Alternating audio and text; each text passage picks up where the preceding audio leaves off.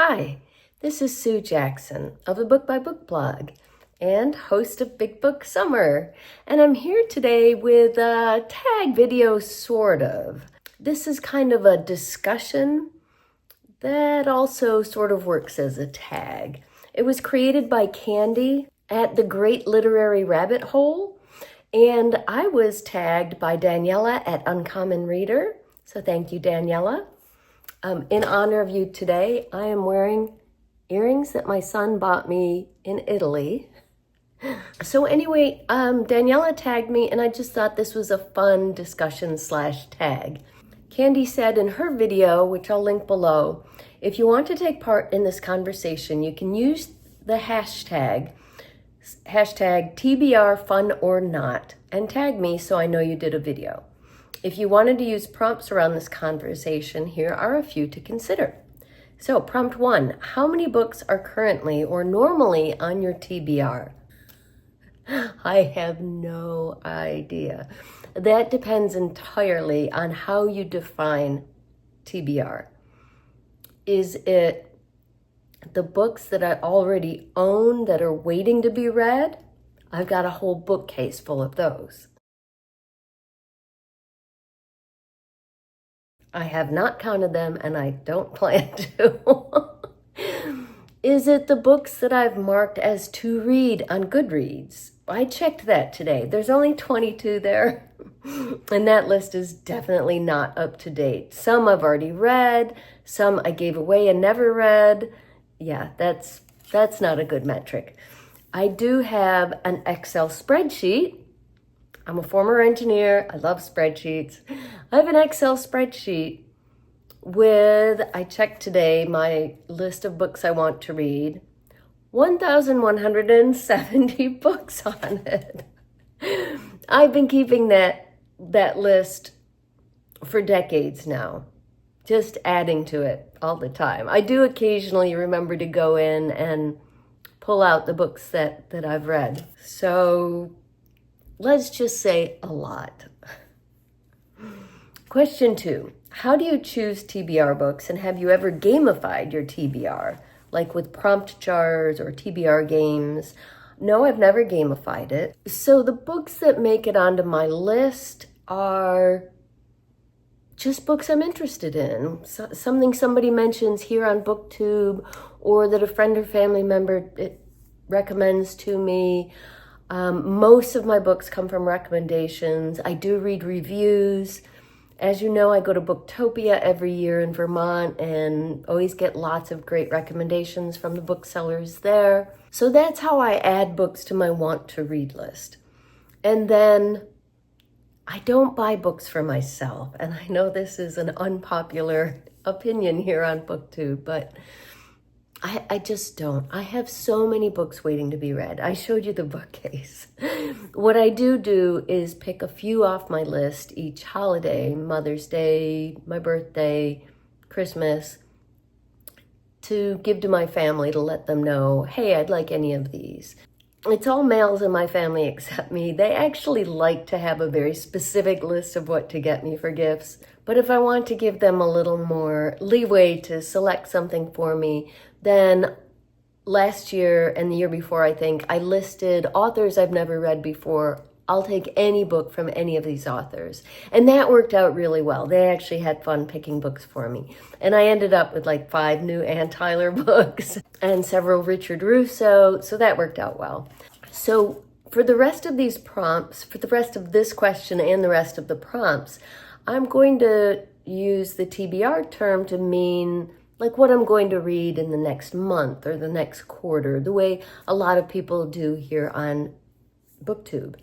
I don't normally do TBR videos, but choosing the books, this question was about choosing my TBR books, like the books for the next month or for the next quarter, or whatever reading period I want to look at.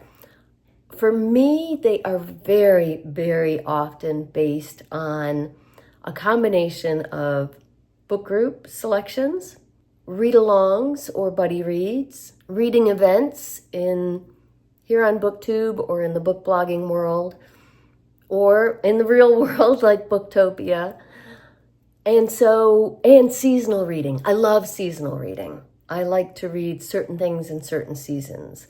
So that kind of guides my TBR list at different times of the year.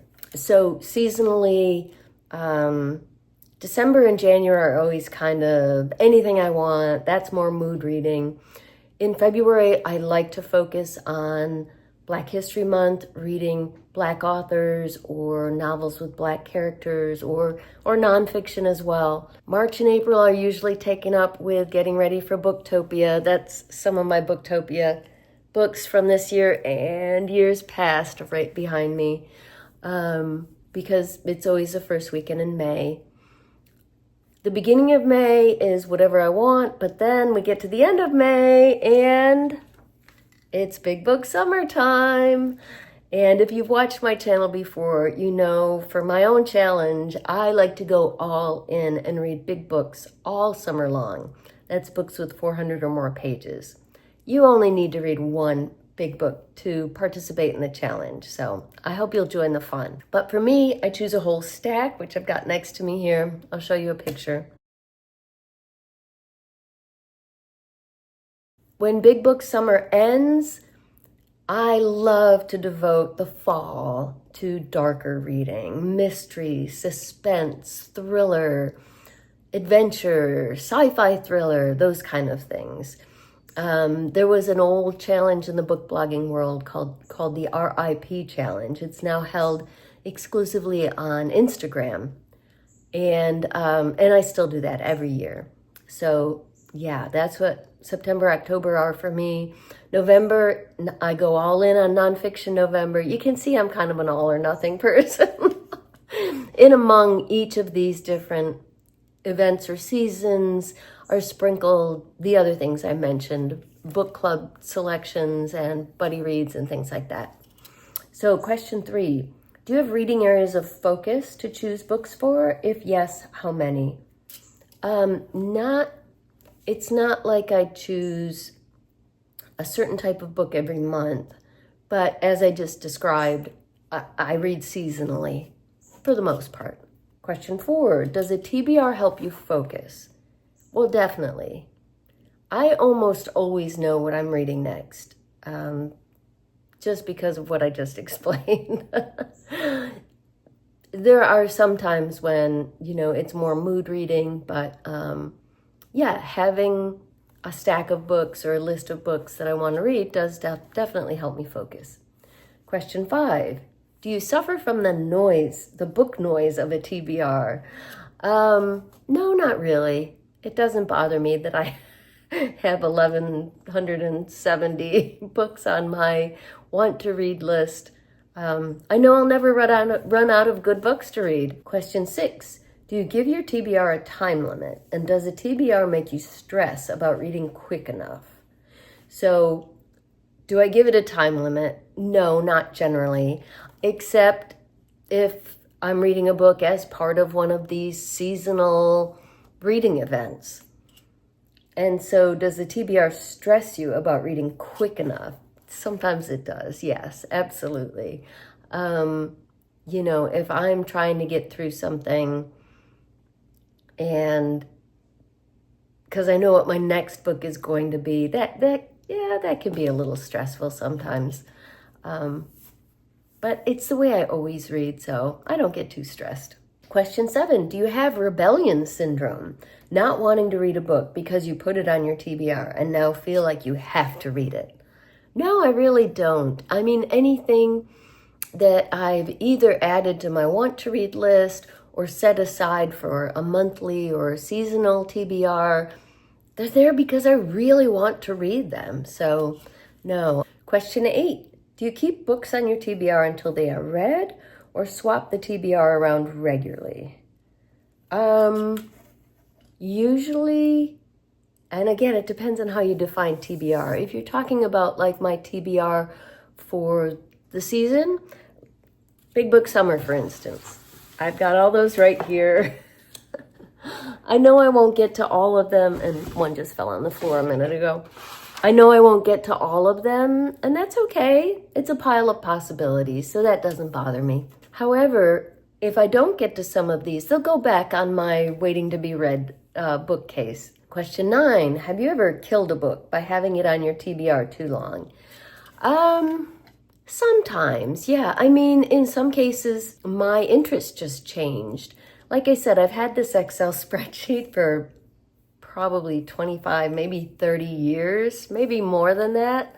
So, I'll look back on it and see like a book about parenting or something about diet, and now my diet's ruled by my chronic illness. There may be topics that I'm no longer interested in. On the bookcase, we did recently do a big bookcase clean out last year. We completely redid this bookcase. We went through our waiting to be read bookcase in the bedroom, and we both got rid of a lot of books. There are still a lot left, as you saw, but we do sometimes get rid of books that, we can't read everything. We've realized that. So occasionally we do try to cull a little bit. Question 10, do you have a tick list for your TBR to tick off books as you read them? No. Every once in a while. I mean, I try to keep Goodreads up, but I don't generally use Goodreads, as you could tell, for the want to read books. But once I start a book, I try to remember to find it and call it currently reading. And when I finish a book, and I'm way behind right now, when I finish a book, I try to go in there and mark it read and, put a little review and link to my video about it and that sort of thing. So I try to keep track on Goodreads. I also keep a reading journal, but I'm not taking anything off. It's whatever I read, I add to it. And very rarely I'll remember or have the time to go into my Excel spreadsheet. And, usually if a holiday's coming up and my husband and my sons want a gift list, I'll go through and, pull out a few things, try to move the items that I've already read and delete some that I'm not interested in anymore. Question 11, what one change do you think would help your TBR be more fun? Well, probably, and this probably applies to my entire life, I could probably use more flexibility and less structure. I have trouble with that. My days are just packed full. And I mean, some of what's packed in there is things necessary for my chronic illness, like a nap, and going to bed early. But yeah, I tend to be a little, I can hear my husband laughing if he were here. I tend to be a little overly prescriptive. I'm a planner, I'm an organizer. He calls me the optimizer. So yeah, probably a little more flexibility would make things more fun. And tag people to join the conversation. So I'm tagging some Big Book Summer participants. First, Beth's Bookish Adventures. I've followed her channel for several years and really enjoy it. But you know how things are on BookTube or on YouTube generally. The algorithm only shows you certain things. I hadn't seen her videos in a long time. So I was thrilled when she joined Big Book Summer and I got the tag notice and went to see her channel again. So these are all channels that I hope you will visit. These next two are new to me channels that I only discovered because they're participating in Big Book Summer. Angelina at Books Do Things to Me. Angelina is broadcasting from Slovenia, so really enjoying her channel and getting to know her. Maria Andrea at Books and Bocadillos. I think I pronounced that right. All three of those channels, please visit them and leave a comment, give them some love, because they all deserve it. And if you're interested in joining the discussion, you don't need to be tagged. It's a discussion.